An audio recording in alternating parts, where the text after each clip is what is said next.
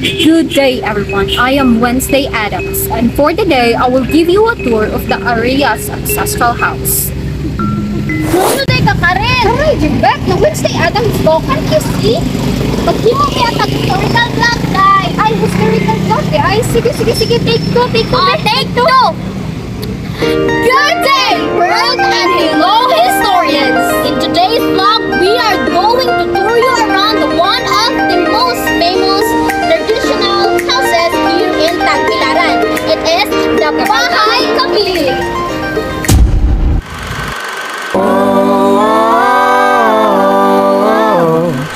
History preservation is an important part of maintaining the cultural and environmental heritage of our society. The preservation of local landmarks and historic sites can serve as a reminders of the unique aspects that makes a place a memorable one. By visiting these sites, we learn more about the history of the area and gain a better appreciation for the people and the events that have shaped it. Preserving these structures helps us to ensure that the unique characteristics of the place remain as is.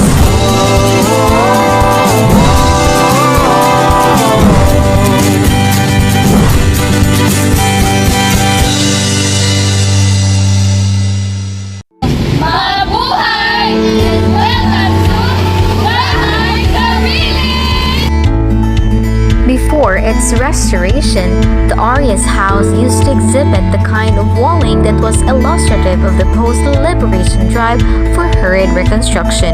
The use of boards known at the time as kahoy sa bukid, wallboards that were improperly dried.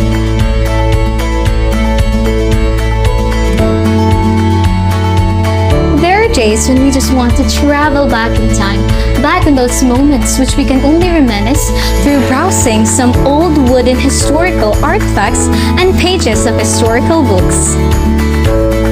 There is something riveting and a bit therapeutic staring at old tattered photographs of people placed in the earlier centuries. You can tell but imagine how simple and monotonous life must have been before.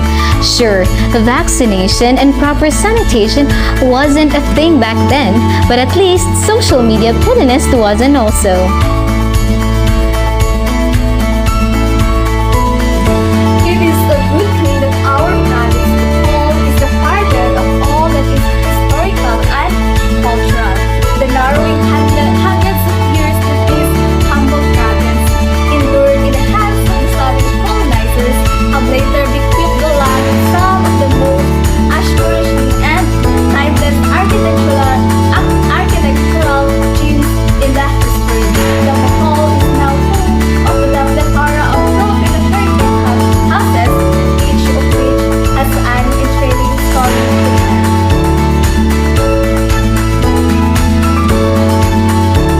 Located at one of the street corners in Tagbilaran downtown is a 70-years-old post-war heritage house called the Bahay Kabilin.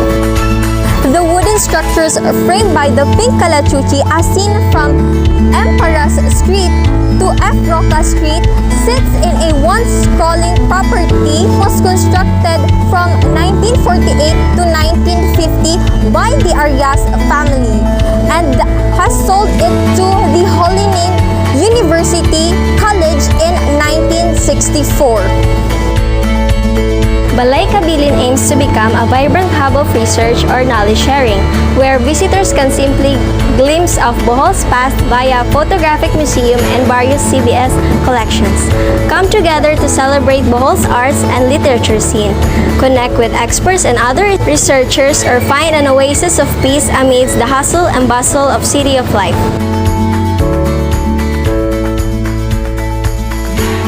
The Cultural Center now houses an exhibition hall at the ground floor, which is also used for the presentation of the province's intangible heritage, such as the Daigon Pastores and the Ege Ege, which are both folk traditions and interaction with the artist. With the second level was converted into the Center of the Boholano Studies.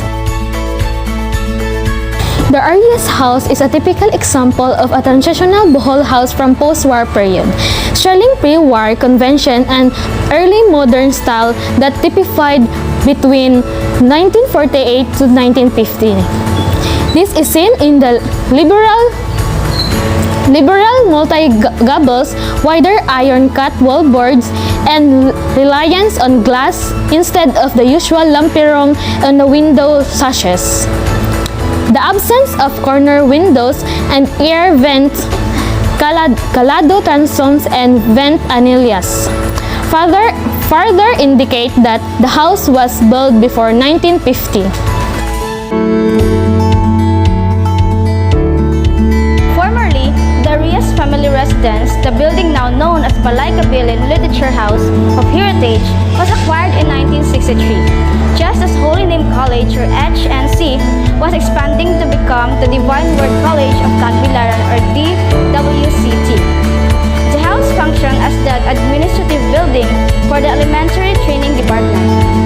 The department had been originally located at the corner of what are now Galyares and the Grupo Streets, where the old main college building was built and continued to be in use until it was damaged by the 2013 earthquake.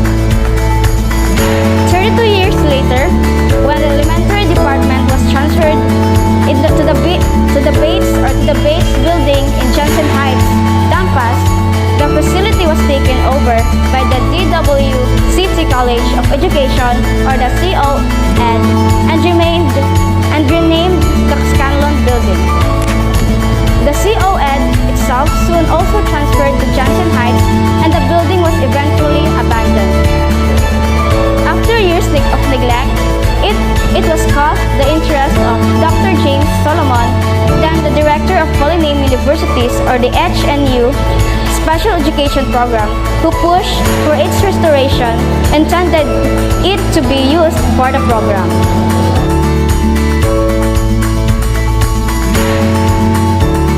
All things considered in the Bahay Kabilin house is in itself an interesting study of history, culture, folklore, architectural preferences, and development. The house breaths of the mindset of Bohol in the 1950s, shedding light on the lifestyle of an era long gone.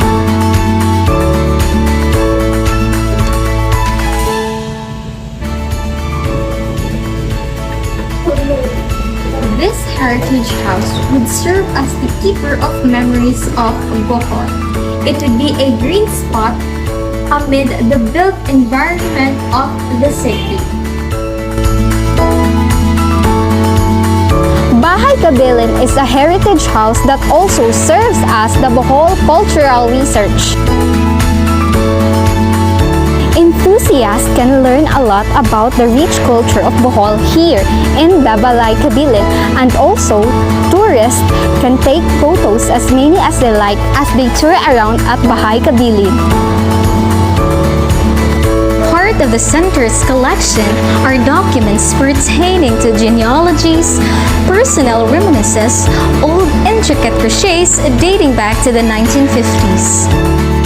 We must not forget the old photographs which used to be part of the city's photogenic museum. Upon visiting the place, we realized that an important part of what gives a city character and a sense of community is its history. One way of acknowledging the history is by preserving historic buildings and structures. It is important to realize what we see today as our cultural heritage. It is the stories we select from our past that say something about us as people.